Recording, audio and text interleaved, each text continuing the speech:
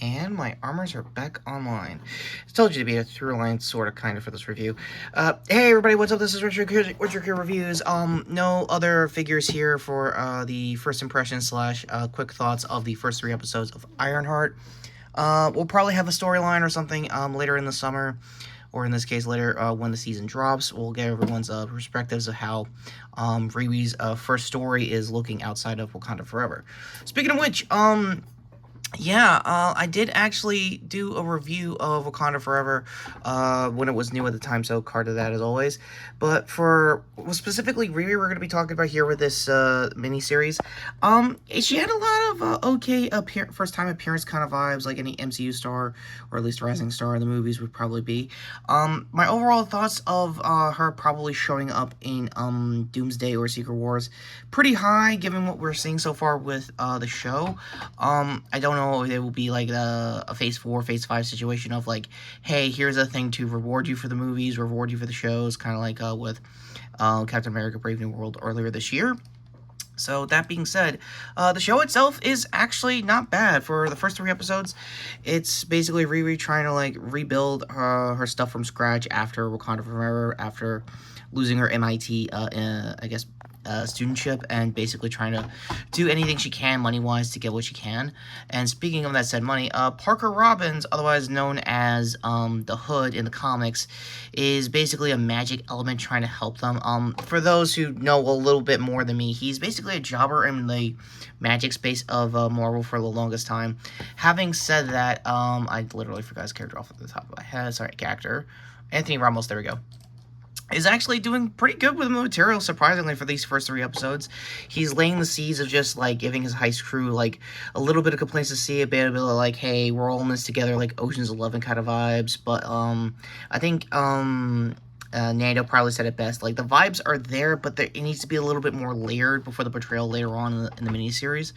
And I do say miniseries, and this is going to be the hardest hiccup of it all, I guess, review-wise. For some weird reason, all 3 episodes are out this week, and then the next 3 are going to be weekly as well. And long story short, it's probably going to hurt viewership on just the release schedule, not really, the chuds being, assholes, and more other, like, angry reviewers trying to find any racial element into it. But, like, at the same time, it's a Chicago-based, like, post Iron Man series. Like, what did you think was going to happen with this character? Mainly because she was always in that weird albatross of like negativity throughout most of her comic run. She does get better post Champions, if anyone wants to know.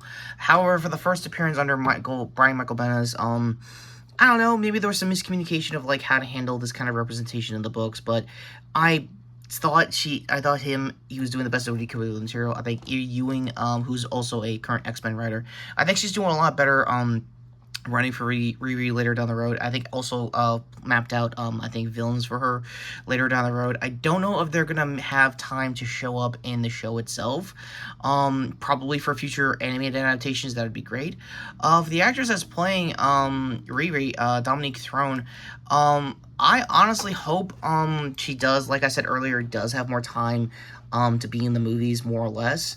The heists themselves for these first 3 episodes are pretty good. I didn't have time to get the snapshots of most of them, but the one you probably saw in the trailers, the underground hyperloop they're trying to put into Chicago post Wakanda Forever, is a really good sequence in of itself. Her AI best friend character that comes back from, I guess, consciousness, I guess their way to explain away that kind of stuff, is a good backdoor idea if they really want to get RDJ proper to do what was most notably known about Riri in the comics, having an AI Tony basically coaching her through all the armors over the years in her time in the comics.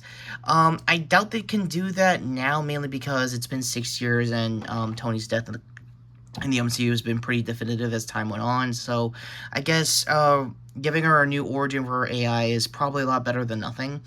And hopefully in that character's case, I'm going to get her actress name off the top of my head. Yeah, Natalie. for Lyric Ross. I hope she gets more screen time probably later down the road for the movies. It's a lot of wait and see for my overall reaction so far for this first 3 episodes of Ironheart, but in of itself, it's not bad for what it is. I like the proto armor she got early on in the episodes. This is the armor I think she's gonna probably rebuild the most out of the series, because it does junk up later on for the Hyperloop heist. I think in episode 2, and the I don't know if it was a terrarium, but a greenhouse billionaire trap, semi-trap slash heist in episode 3. The crew themselves are pretty cool for what it is. Ultimately, if it's up to my overall thoughts so far, the show is looking on track to be a decent 7 out of 10, which is pretty good for post Chapek or Iger era kind of like Marvel TV. So again, the ball is really up to you guys if you want to sit through the show or not. I'm gonna still stick it out, because there is one bit of casting, and the reason why I didn't want to do Marvel characters yet, because Mephisto has been one of the most obvious Easter egg slash overly theorized things since Phase 4. So if Sacha Baron Cohen's version of the character does show up, which was also heavily rumored, there would have been spy shots by now and I would have known, but until then, it's kind of a wait and see, at least as far as that story goes.